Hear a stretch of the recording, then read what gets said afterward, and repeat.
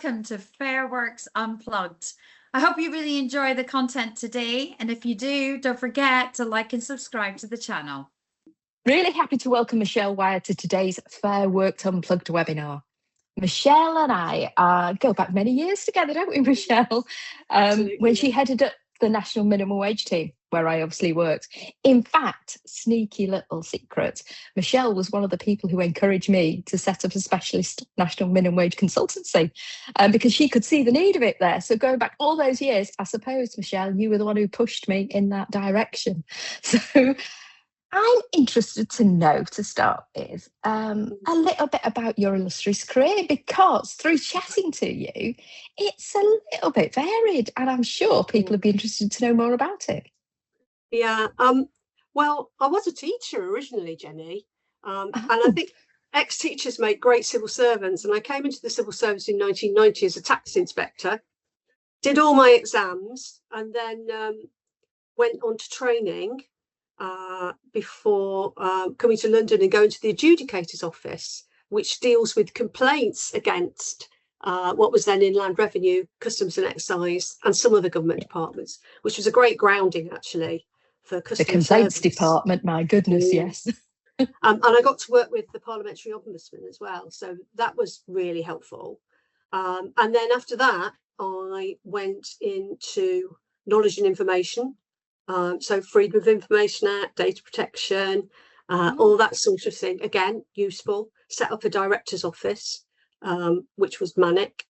Then I went into anti-avoidance and did some policy work before becoming the president of the Association of Revenue and Customs, which is one of the unions that HMRC recognises, which was fabulous.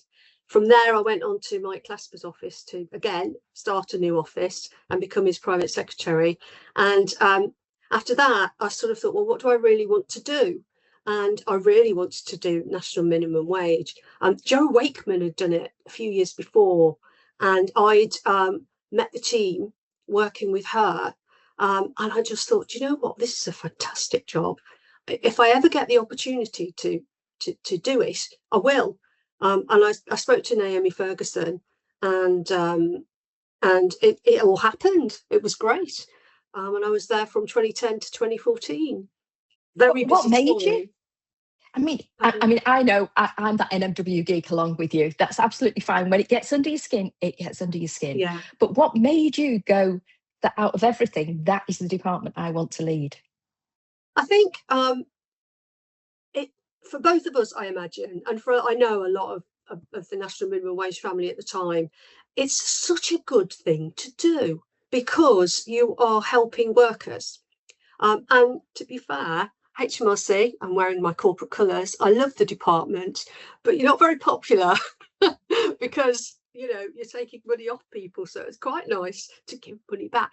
But as well as that, I think all of us really believed in that law. We believed in the National Minimum Wage Act and what it was trying to achieve. And I think you can still do that and do what you're doing, help employers, because, you know, that's how the whole system works in tax, accountants, lawyers, solicitors, and you know, payroll as well. And one of the conversations I had with teams is, why isn't anybody helping employers to deal with a very complex piece of legislation, which actually got more complex when during the time that we were there, because it is something that they need help with, you know. It is. And most people, most people still think, I mean, it is that burying the head in the sand. It's just a rate.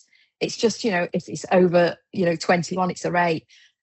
But even now, years later, I'm still having to say the same things over and over again to people. Yeah. So the message isn't getting out there properly.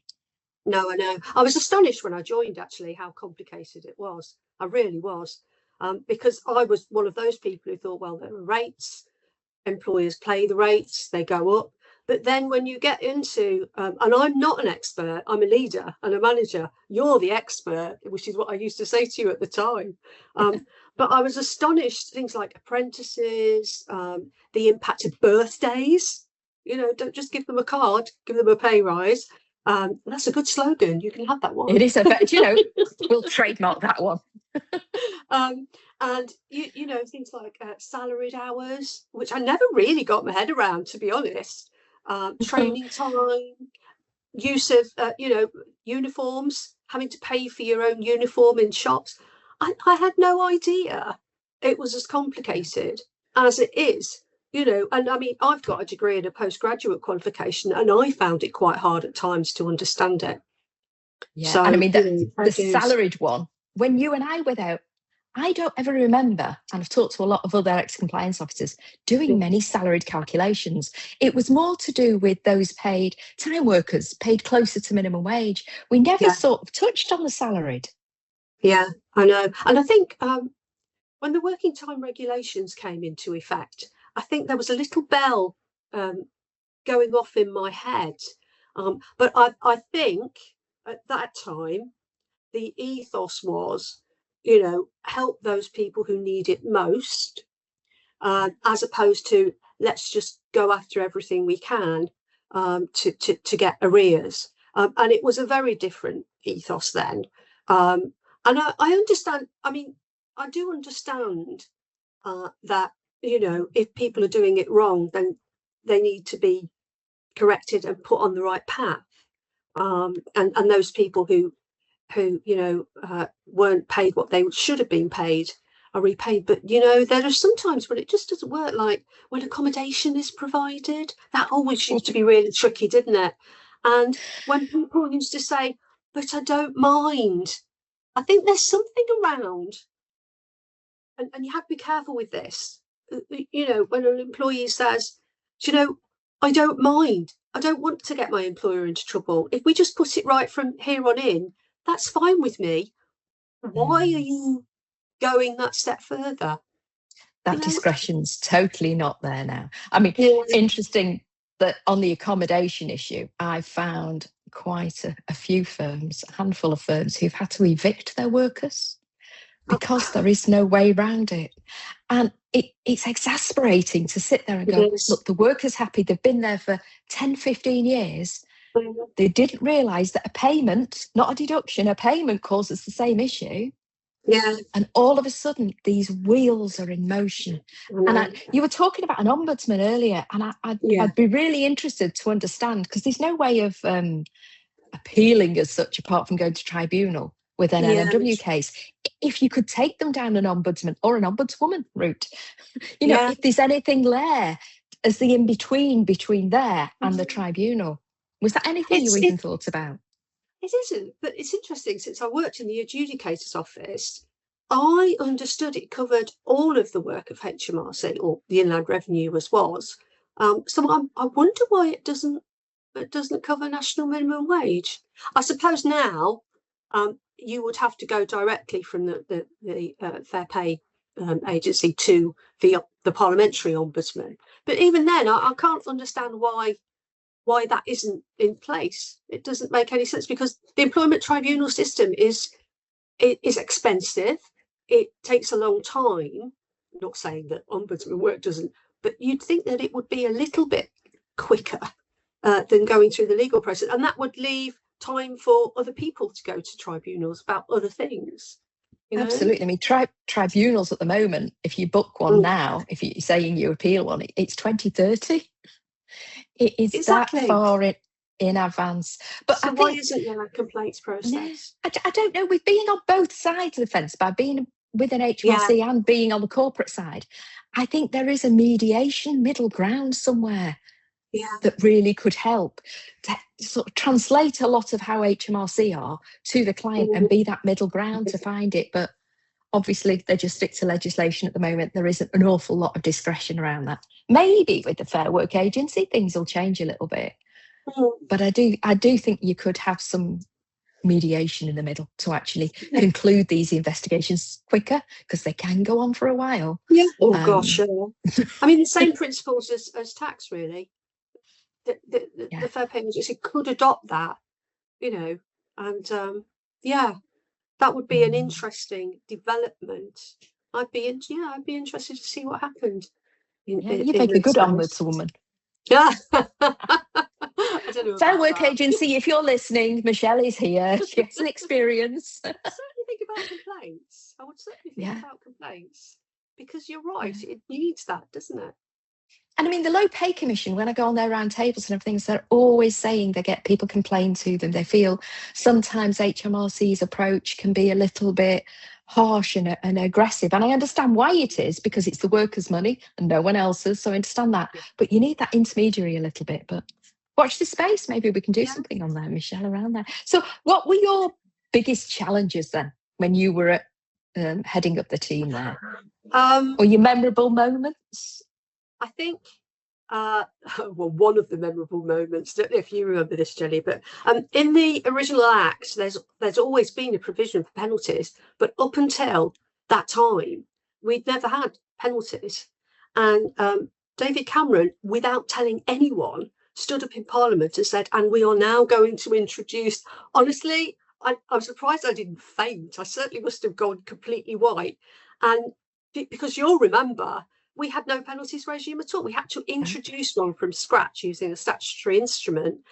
And, what was reasonable, what models could we follow? The Home Office were doing one already for employers who were caught employing people in breach of the immigration rules. So we lifted quite a lot from that. But we had to do all the training for the staff. We had to write all the guidance. We had to do the statutory instrument. And we did it all within 6 months, which I think is an incredible tribute to the staff I was working with at the time. But that was the biggest shock, I would say. Other memorable moments. How did you find out about it? If they didn't notify you of it, was it someone ringing you up? Was it someone saying on the news?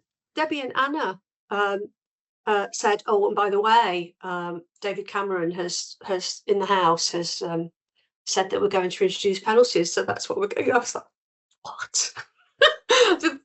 I remember it was over Christmas, and I was working all through the Christmas holidays on it.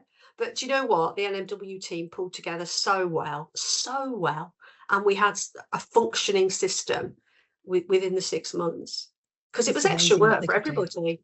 It was extra work for everybody. It's the educational piece that went out with that as well, to let employers know we're going to do this. I suppose it's around the same time sort of you got the naming and shaming list coming into play as well with it. Yes, that was quite difficult, naming and shaming, because we had some correspondence with the Information Commissioner's office, because there's data protection implications. You have to be absolutely sure. And you had to work out how you were going to do an appeal before you even did the naming and shaming. And that was quite tricky. We did introduce it. Again, the team really raised their game. And Andy Snell was particularly good on that. Lovely chap. And we got it in place, and we issued the first names and took the flak for it, because there was a lot of flak initially. And I noticed that they're still doing it now. And again, that one of the names I noticed was Charlton Athletic Football Club, which is literally my local club, and my husband supports them. And I thought, but Charlton are a lovely family club. Do you know what I mean? They're really, really lovely. And I thought, I wonder if it's because we did have a football campaign while I was there, because when you think about football clubs, you tend to think about high paid payers and managers and all the gloss around it, and the football shirts and all like this. What you forget is the people who produce the pies and do the beers and do the corporate hospitality. They are the ones that are at risk of not being paid national minimum wage. And they did another football campaign after that, and that targeted on the academy guys as well, the trainees and all of that. So it suddenly starts growing. So you might start the first campaign, but the other campaigns flow on from there. But I think, in my experience, most employers I go to do not intend to do this at all. It is not an intention. It's technicalities. And with the salaried bit coming into play more now, so salaried employees, there's more people underpaid being salaried than time workers at the moment, because of the technicality around it. I'm seeing execs on 80k a year. underpaid national minimum wage. I mean, that just doesn't make any sense, does it? It's not what the legislation is there for. We don't think that it was we don't think it was drafted that way. But I'm seeing, I mean, the target area at the moment is around that £50,000 plus. If you bring salary sacrifice into it obviously brings it down a little bit, but it's the way the calculation works. But actually, if I put my old HMRC hat on, is it the way the business wants them to be? Do they want them to be a salaried contract? If they're unmeasured, it wouldn't be an issue. True enough. Yeah. So it's sort of like educating people in HR as well as, have you got the contract right for this individual worker? I think HR have got to be a primary customer, haven't they? Because they're the ones, it's the people who run payroll. And when I was in HMRC and doing national minimum wage, I couldn't see how the payroll people in their educational qualifications and study, because they did have to do all of that.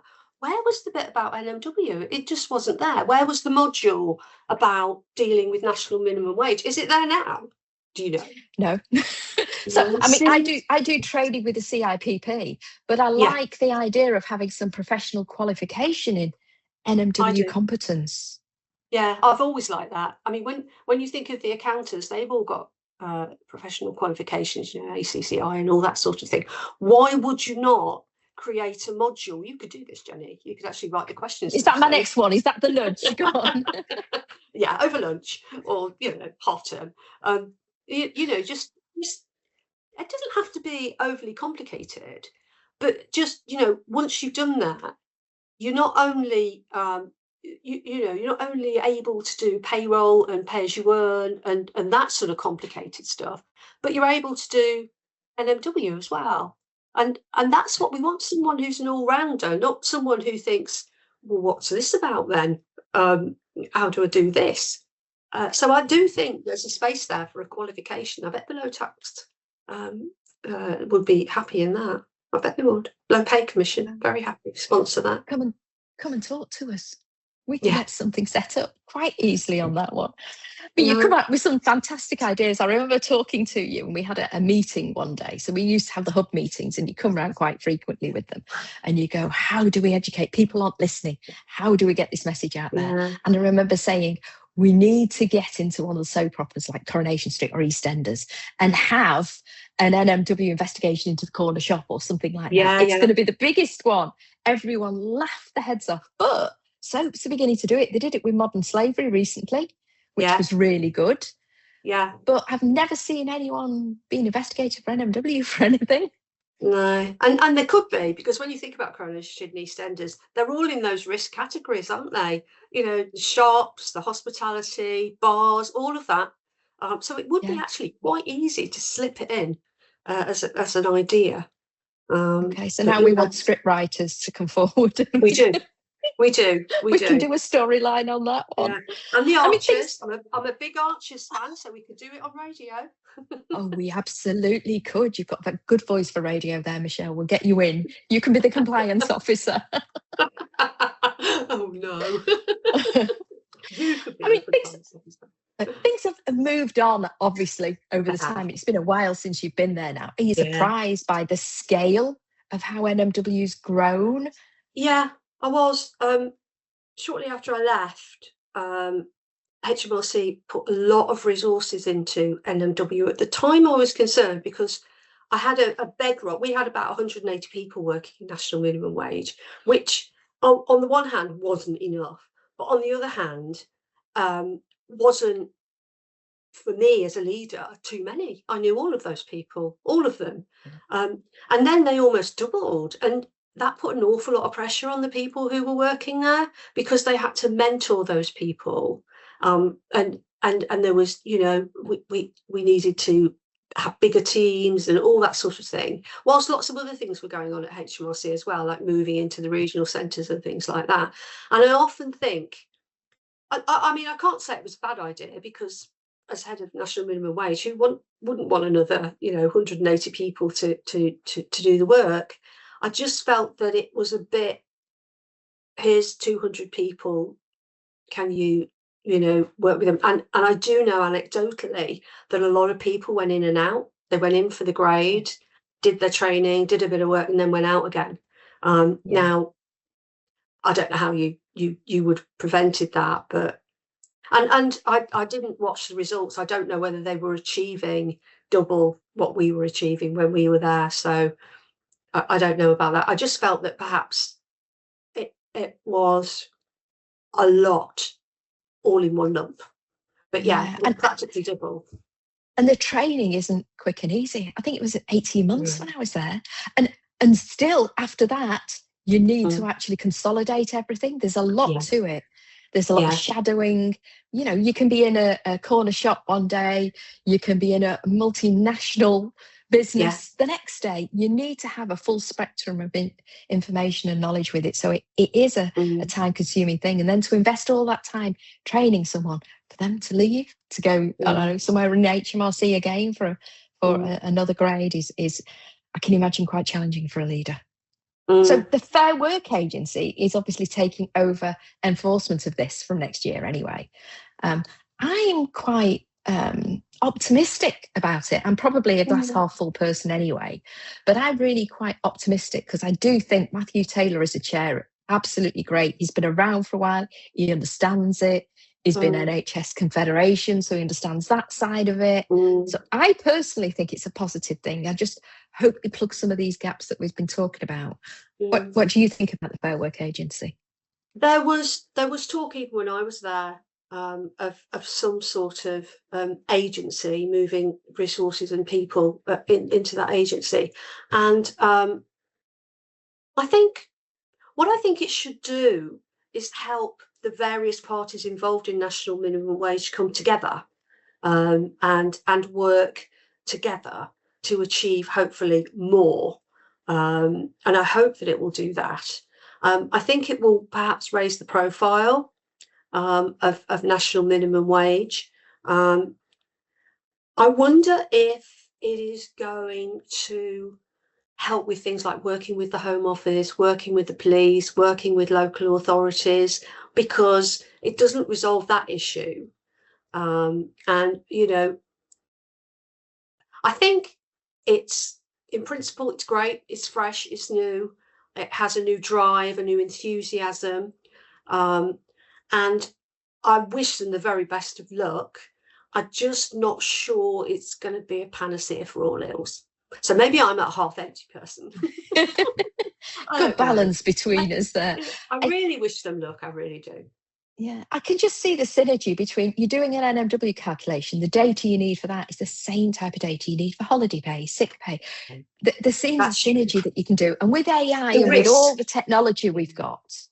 The identification of risk should be much easier than it was before, I think, because as you say, there's lots of synergies around the people that you're dealing with. So sorry, you were going to say? I wonder if, I don't know what the balance will be between what I would call the sharp end side, so what used to be gangmasters and things like that, and slavery, modern slavery, that sort of thing, and the employer side, the bread and butter side of what we were doing. It'll be interesting to see how that works out in terms of what's the emphasis going to be on, because you've got to try and remember all of those workers, haven't you? It's a spectrum, and not forget the ones that are in the hairdressers or the bars, because you are tackling the very hard edge of it. So I'll be interested to see what the balance is in terms of their workload. Yeah, I mean, they're still going to need to bring the penalties in. They're still going to need to, show their worth, aren't they? Your budget was, how much did you get a budget a year? I think it was about 8.3 million. I think it was about 8.3 million.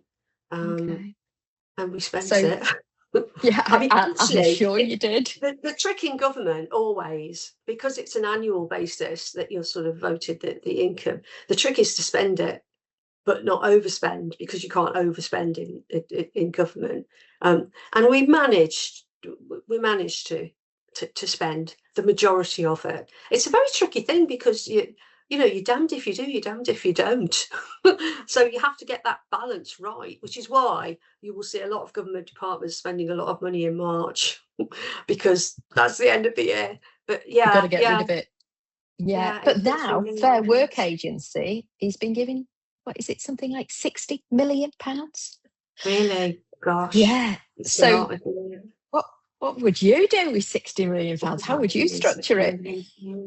I try and make it not too top heavy. I think that if you're for me in national minimum wage, it was all about the compliance officers because they were the ones that did the work that helped people, and turned around. You know, that was the most important thing. You do have to have management and leadership, but I tried to keep that as lean as possible. And I had a fabulous SMT, as you know, to help me with that. So I would like to see that. I think make sure you keep it lean at the management end and try and focus on the workers, and the closest people to them are always going to be the compliance officers. That would be my model, I think. But that also means, you know, working people hard and your senior leadership teams. Always. But like you say, they get the right people in there, and normally they do have that drive to help the workers. And to some extent, I know they can't help the employers, they can't advise the employers, but, you know, give them a little bit of discretion. You had that focusing compliance piece, Absolutely. which we were given discretion, and for some reason, this focusing compliance piece has disappeared. The compliance officers have their hands tied now. A lot of the time, they have to run decisions higher up, which is something we never had to do. You always stood back and said, actually, it's your interpretation. You're the person who has to stand up at tribunal. So you're the one who needs to be able to establish and evidence it. Yeah, absolutely. And that remained my view in tax as well when I was working in tax. You know, you have to respect the opinion of the compliance officer that has been doing that job for years. But also what you have to do as a leader is you have to understand people. You have to know what they like and don't like by talking to them, what they're good at, and then you have to give them more of that because that's what they want to do. That's what will drive them to do more and do better. And that, I think, is a management trick. You know your people, know what they're good at, know what they're not good at, and then direct them towards the work that they're good at to make them happy and to make us more productive. And that's what I try to do across all the teams. Fingers crossed, it seemed to work. It certainly did with us anyway. I can't believe that time has just flown by with you. But before you go, we always ask the £1 question. And that's the question throughout your career. What's the £1 question that someone's asked you time and time again that would have made you a millionaire? Do you have that one question? Maybe it was in NMW or somewhere else? I don't think so. I don't think I had a single question like that. I was always looking for innovation, but proven innovation. And Simon York used to say, so you see an idea and you take it and scale it up and make it work. And that's what I did. So I don't think I've got a £1 question, actually, thinking about it. I don't think so. We'll leave you with that. Thank you so much. It's been an absolute joy speaking to you again. And I know we converse every now and again, but it's been absolutely brilliant. And who knows where, you know, Fair Work Agency might come knocking on your door. If you do, come back and we'll have another chat about it. Yeah, thank you, Jenny. I am so pleased that you took what I said about why isn't anyone out there helping hairdressers who only want to cut hair and ran with it.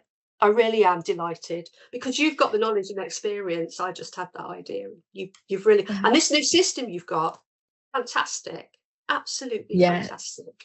It's well just done. I just think there needs to be a calculator for people out there. For employers, I know payroll isn't pressing a button, but I think this bit of NMW calculation should be. Yeah. They should just put the information in, press it, and out it goes. But thanks so much for your support, That's Michelle. all right, Jenny. That's for asking me. And we'll look forward to talking to you soon. Thanks very much. Thank you. Bye. Thank you so much for joining us on Fair Works Unplugged today. If you liked what you saw, don't forget to like and subscribe the channel. Thank you.